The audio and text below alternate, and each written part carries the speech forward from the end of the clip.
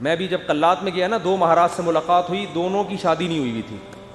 ایک تو ینگ تھے ذرا, دوسرے تھوڑے ایجڈ تھے, ان کا انٹرویو نہیں آیا. تو وہ بھی نہیں, اتنے بڑی عمر کے ہو گئے, ان کے بچے گھوم رہے ہیں وہاں. میں نے بار بار پوچھا یہ بچے آپ کے ہیں؟ کہنے نہیں میرے نہیں ہیں. پھر میں نے پوچھا یہ بچے آپ کے ہیں؟ کہنے میرے نہیں ہیں. بھائی میں نے تو شادی نہیں کی. ایک دم میرے شوق ہوا, میں نے کہا بھائی مہاراج کیا کر رہے ہو؟ قال النبی صلی اللہ علیہ وسلم تزوجوا ولا تکونوا کرہبان النصارى, نکاح کرو عیسائیوں کے پادریوں کی طرح نہ بنو. کیا کرتے ہیں؟ واتقوا اللہ الذی تساءلون به الارحام, دولہا دلہن کو سمجھایا جا رہا تھا انسان کے بچے بن جاؤ. یہ خطبہ ایسا ہے, آپ نیٹ پہ لکھو اس کا ترجمہ آ جائے گا. پنڈت جی کے الفاظ لکھو تو نیٹ بولے گا پتہ نہیں کیا بول رہا ہے بھائی, تو میری کچھ سمجھ میں نہیں آ رہا. صحیح ہے نا, وہ پنڈت جی سے ہی پوچھنے پڑیں گے. میں تو گیا تھا پنڈت جی سے پوچھنے کے لیے بھائی کچھ بتاؤ, لیکن میں نے کہا وہ پھر ناراض نہ ہو جائیں. پنڈت مہاراج تھے, وہ پنڈت جی تھے بھی نہیں. پتہ نہیں مہاراج میں پنڈت جی میں کیا فرق ہوتا ہے. وہ ان کے مفتی اعظم ہوتے ہوں گے شاید پنڈت, اور مہاراج نارمل مولانا ہوتے ہوں گے, تو شاید یہ ہوتا ہو, واللہ عالم. خیر, پھر اللہ نے کیا فرمایا؟ دوسری آیت جو پڑھی جاتی ہے, یا ایھا الذین آمنوا اتقوا اللہ وقولوا قولا سدیدا, ایمان والو اللہ سے ڈرو اور ہمیشہ سیدھی سیدھی بات کیا کرو. کیا کیا کرو؟ یہ نہیں کہ سچی بات. قولوا قولا صادقا نہیں کہا اللہ نے, قولوا قولا سدیدا. سدیدا کا مطلب سیدھی سیدھی, ٹیڑھی میڑھی آڑے ترچھے نہیں چل باتیں نہیں کیا کرو. اس سے فائدہ کیا ہوگا؟ یصلح لکم اعمالکم, تمہارے اعمال کو درست کر دے گا. یہ میاں بیوی کو سمجھایا جا رہا ہوتا ہے کہ ابھی سے نا سیدھی بات کرنا سیکھو. ٹوپیاں گھمانا, شوہر بیوی کو ٹوپیاں, بیگم میاں کو, پوری زندگی کس پہ چلتی ہے؟ ٹوپیوں پہ. سیدھی بات کرتے ہی نہیں. سسرال سے الگ آڑی ترچھی باتیں, سسرال والے داماد سے الگ, بیٹی سے الگ. گھروں میں جو آگ لگتی ہے وہ سیدھی باتیں کرنے سے لگتی ہے, آڑی ترچھی باتیں کرنے سے. جھوٹ پلو گھماتے ہیں باتوں کو, صحیح بات ہی نہیں کرتے. تو اس سے کیا ہوتا ہے؟ اعمال خراب ہونا شروع ہو جاتے ہیں. جب آدمی کو پتہ ہوتا ہے نا مجھ سے کوئی پوچھے گا تو مجھے سچ بولنا پڑے گا, تو وہ کام ہی ایسا نہیں کرتا کہ جواب دہی ممکن نہ ہو اس کے لیے. تو یہ میاں بیوی کو تمیز سے نصیحت کی جاتی ہے. اور پھر حدیثیں پڑھی جاتی ہیں, النکاح من سنتی, نکاح میری سنت ہے. فمن رغب عن سنتی فلیس منی, جو میری سنت پہ نہیں چلے گا وہ مجھ سے نہیں ہوگا. دولہا کو حوصلہ افزائی کی, تو بیٹا زندگی میں پہلی دفعہ کوئی انسان ڈھنگ کا کام کر رہا ہے, تو نبی کی سنت کو بولتے کیوں نہیں بھائی, زندہ کر. اور اتفاق کی بات ہے دوسری شادی میں بھی یہی خطبہ ہے, تیسری میں بھی اور چوتھی میں بھی. کیا مطلب؟ دوسری میں بھی اس کو اپریشیٹ کیا جاتا ہے, سنت کر رہا ہے, تیسری میں بھی چوتھی میں بھی. سمجھتے؟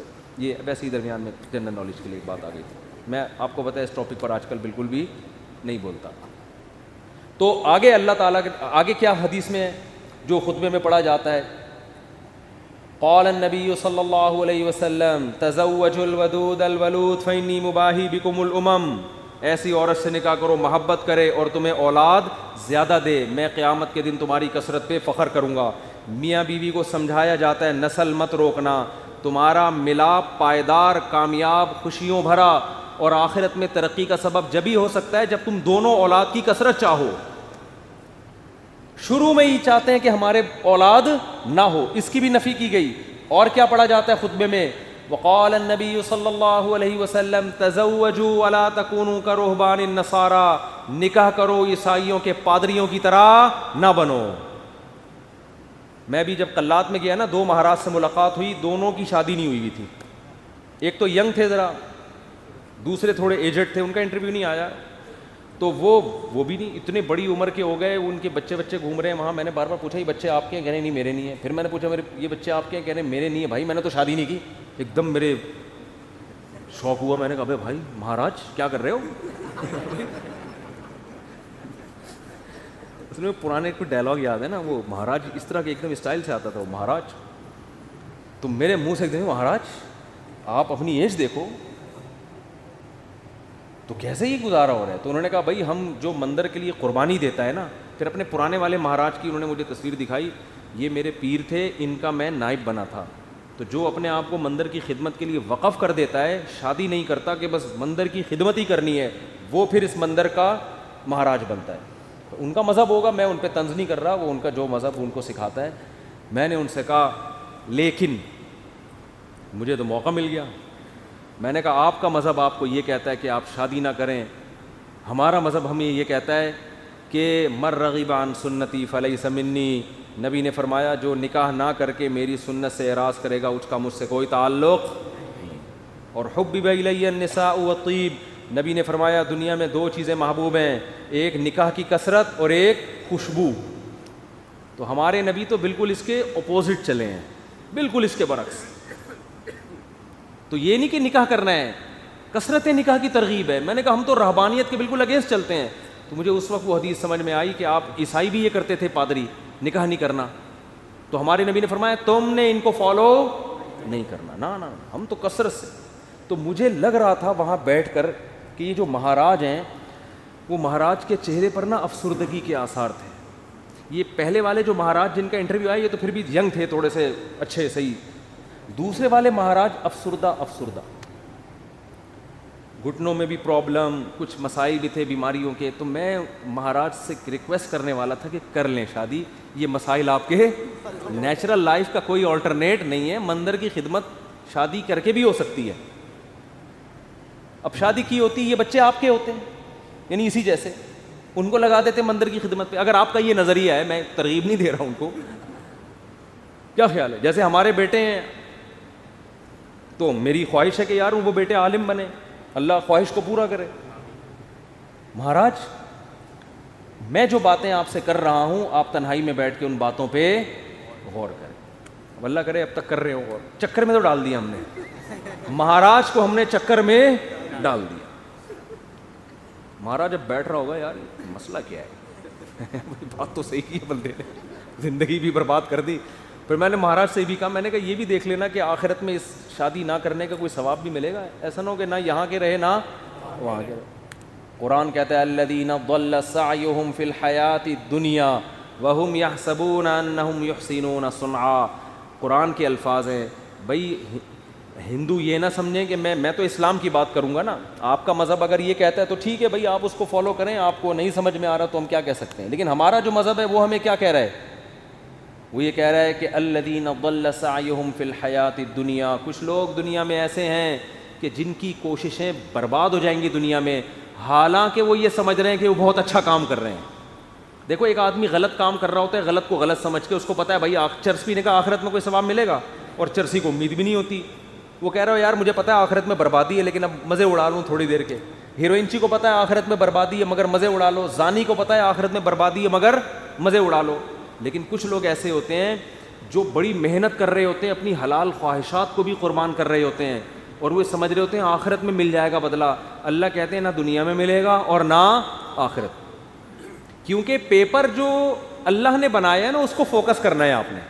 پیپر فزکس کا ہے اور آپ ریاضی کے مشکل ترین سوالات لے کے بیٹھ گئے, اور جو فزکس کا آسان سوال تھا اس کا آپ اس کو حل نہیں کر رہے. کیمسٹری کا آسان سوال تھا پانی کا فارمولا کیا ہے, ہائیڈروجن ڈائی آکسائڈ ہے نا, یہ بہت آسان تھا. آپ کہہ رہے تو بہت آسان ہے یار, یہ نہیں حل کرتا مجھے اصل میں ایک فزکس کا ایک بڑی پیچیدہ ایکویشن ہے اس کو میں حل کر سکتا ہوں. اس کو بیٹھ کے آپ نے حل کرنا شروع کر دیا. عقل مند کہے گا بھائی تیرے سے جو پوچھا گیا ہے اس کو تو فوکس کر, جو سوال پوچھا نہیں جا رہا اس کا جواب کیوں دے رہا ہے. اب آپ جواب میں یہ کہیں یار دیکھو میری اتنی محنت کر کے میں نے فزکس کی اس ایکویشن کو حل کیا ہے, میں یہ سوچ بھی نہیں سکتا کہ ممتحن اور ایگزامینر میری اس محنت کو ضائع کر دے, یقیناً 100 نمبر دے گا. اس سے کیا ہے 100 نمبر تجھے ہائیڈروجن ڈائی آکسائڈ لکھ دیتا مل جاتا ہے. آپ کے اتنے آسان سوال کے 100 نمبر نہیں ہو سکتے. یہ دلیل صحیح ہوگی نہیں یاری بات میرا خیال ہے. او بھائی یہ دلیل بالکل غلط ہوگی کہ یہ نہیں دیکھا جاتا کہ سوال مشکل ہے یا آسان. ہم نے دیکھا نا یوٹیوب پہ ایک ہندو کرالنگ کرتا ہوا پتہ نہیں دلی سے یو پی جا رہا ہے یا کہاں جا رہا ہے, لیٹ کے کہہ رہا ہے بھائی یہ پتہ نہیں کون سے بھگوان ہے جس کی روح خوش ہو جائے گی اس سے. تو آپ محنت بہت کر رہے ہیں, اس کا رزلٹ کیا ہے؟ 0. نبی صلی اللہ علیہ وسلم کو اطلاع ملی نا کہ ایک پیدل حج کرنے جا رہا ہے کوئی, منت مانی بھی اور طاقت بھی نہیں تھی. آپ نے فرمایا اللہ کو اس کی ضرورت نہیں ہے کہ تم اپنے آپ کو اس مصیبت میں ڈالو, یہ تو تمہاری اپنی تمہاری وہ ہے نا. اگر آپ میں استطاعت نہیں اور آپ پیدل جا رہے ہیں حج کرنے کے لیے تو یہ وہ چیزیں جو آپ نے اپنے اوپر لازم کر لی ہیں. تبھی قرآن کہہ رہا ہے لا تحرموا طیبات ما احل اللہ لکم, جو پاکیزہ چیزیں اللہ نے حلال کر دی ان کو حرام مت کرو, اپنے اوپر خامخواہ کی پابندیاں مت لگاؤ. ان پابندیوں سے تم تو ڈپریشن میں جا سکتے ہو, صحت برباد کر سکتے ہو. یہ ہم سے امیدیں مت لگانا کہ آخر میں تمہیں آخرت میں اس کا اجر ملے گا. 0 نمبر ہوں گے تمہارے, بلکہ الٹا گناہ ہوگا.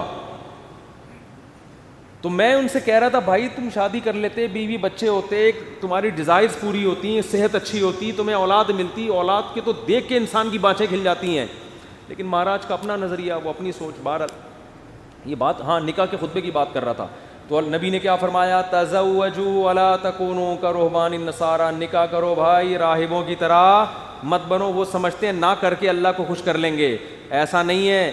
نکاح کرنے سے اگرچہ تمہاری خواہش پوری ہو رہی ہے, تمہاری ڈیزائرز پوری ہو رہی ہیں, تمہارے لیے ایک لذت کا سامان پیدا ہو رہا ہے, لیکن اس ڈیزائرز پوری کرنے سے اللہ ناراض نہیں ہوتا, بلکہ اللہ اور خوش ہوتا ہے.